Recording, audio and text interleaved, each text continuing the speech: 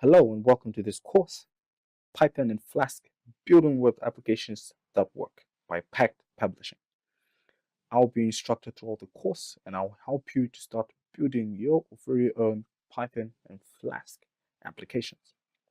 My name is Akim Menene and I'm a full stack Python developer. I've been writing Python code for over 5 years now. I enjoy writing Flask applications and also Django applications. And of late, I've been working mainly as a Swift developer and an AI developer as well. In general, I'm just a cool person who enjoys cool people, hanging out, and most importantly, writing code.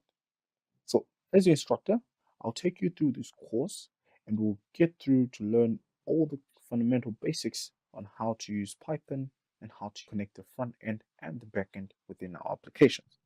So, within the first section of our course, we'll start out by setting up our environment, that is, getting all the necessary requirements for us to run Flask applications. Then, soon after that, we'll get straight into developing a simple but effective and necessary application, which is the Hello World application.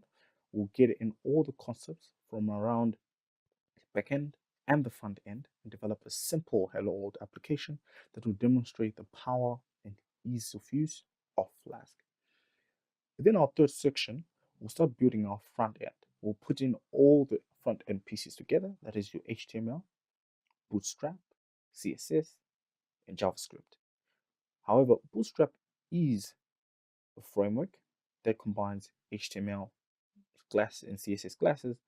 However, we'll look into a lot more of it in this section as we'll need to use it in some of our applications as we go on. Then in the fourth section, we'll get straight into the backend where we'll start working with Python. We'll look at some of the core concepts behind Python and some of the core concepts behind Python 3 as opposed to Python 2. Soon after that, we'll jump into creating our second application, which is a note-taking application, Nota. We'll create an application that will be able to take notes and save them online.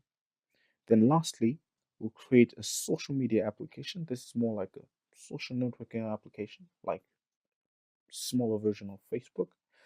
This application will help you to demonstrate some of the complex concepts that are out there in web development that include timeline development, commenting, and relationships.